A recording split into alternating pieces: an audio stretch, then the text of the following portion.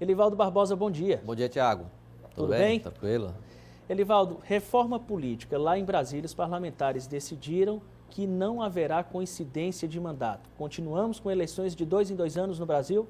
O prazo ainda não foi definido, Tiago, mas a proposta de emenda à Constituição, a PEC, que altera as regras eleitorais no Brasil, ou seja, a PEC da reforma política, avançou um pouco ontem nas votações de pontos importantes. Como, por exemplo, ontem à noite, o voto obrigatório foi mantido.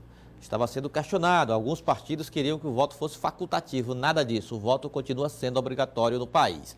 Agora, sobre a coincidência de mandatos e o tamanho dos mandatos, uma vez que a reeleição já foi abolida, já foi rejeitada, aliás, foi concluída a reeleição, o fim da reeleição já foi aprovado numa proposta de emenda à Constituição em primeiro turno há 15 dias. Agora, o tamanho dos mandatos e a coincidência desses mandatos é que começou a ser tratado ontem na Câmara Federal. Por exemplo, ontem foi aprovado, Tiago, mandatos de 5 anos para todos os cargos eletivos, de vereador a presidente da República. O problema é que mexe também com o Senado Federal. Os senadores hoje têm mandato de 8 anos. E como essa matéria também vai ser apreciada no Senado, dificilmente ela será aprovada da forma como será enviada. Outro ponto polêmico, a coincidência de mandatos.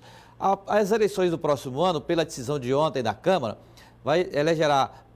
as eleições elegerão prefeitos e vereadores para mandatos de 4 anos.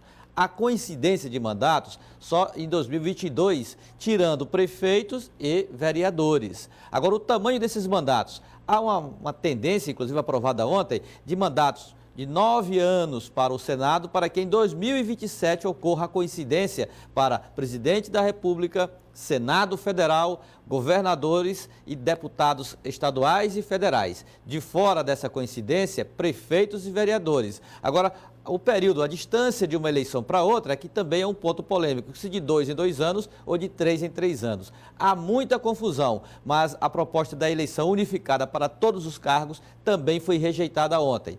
Todas essas matérias serão votadas em segundo turno, talvez na primeira semana de julho, e depois enviado, tudo que foi aprovado, alterada a Constituição, vai ser apreciada também no Senado, e depois retorna à Câmara, caso ocorra, e que deve acontecer algumas mudanças. Ou seja, a reforma política, além de ser muito michuruca, dificilmente terá uma abrangência maior com relação a mudanças de fundo.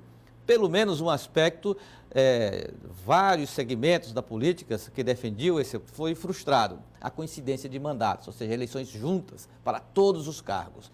Instituições como a OAB, os magistrados e diversos partidos políticos conseguiram rejeitar essa tese. Então nós teremos eleições para prefeitos e vereadores e depois separadamente para governadores e presidência da República. É uma maneira, Tiago, embora polêmica à parte, de aproximar a população das decisões importantes do país. Alegar que isso complica, é muito gasto, atrapalha o processo administrativo, não tem nada a ver com a realidade. O princípio maior é o da democracia, é o da participação popular. Eu acho que foi correta a postura ontem da Câmara Federal com relação a essa matéria.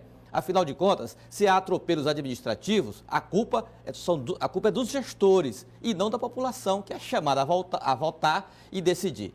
Mas vamos aguardar, então, o desenrolar dessa capenga reforma política que deve tramitar também no Senado Federal no início do segundo semestre. Ela está servindo para quê, essa reforma, Elivaldo? Olha, altera algumas situações que favorecem mais aos congressistas, mais aos partidos políticos, do que verdadeiramente ao sistema político como um todo, e que a sociedade, ainda de forma muito setorizada, clama por mudanças, mas dificilmente ela ocorrerá no alcance ou na expectativa da população brasileira. Vamos à última de hoje, Elivaldo? Na próxima segunda-feira, aí sim uma boa notícia, será lançado no Piauí o movimento Mais Mulheres na Política. E teremos presenças nacionais aqui no estado do Piauí.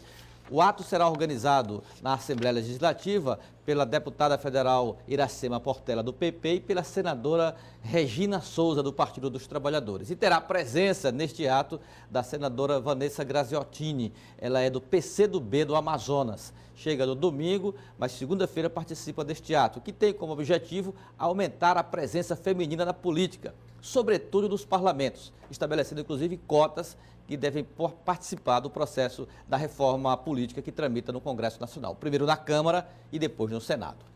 Muito obrigado, Elivaldo, pelas informações. Um bom dia para você e bom trabalho. É isso, Tiago. Mais notícias da política. Logo mais no Jornal do Piauí com o Amadeu e a Eli. A gente se encontra lá.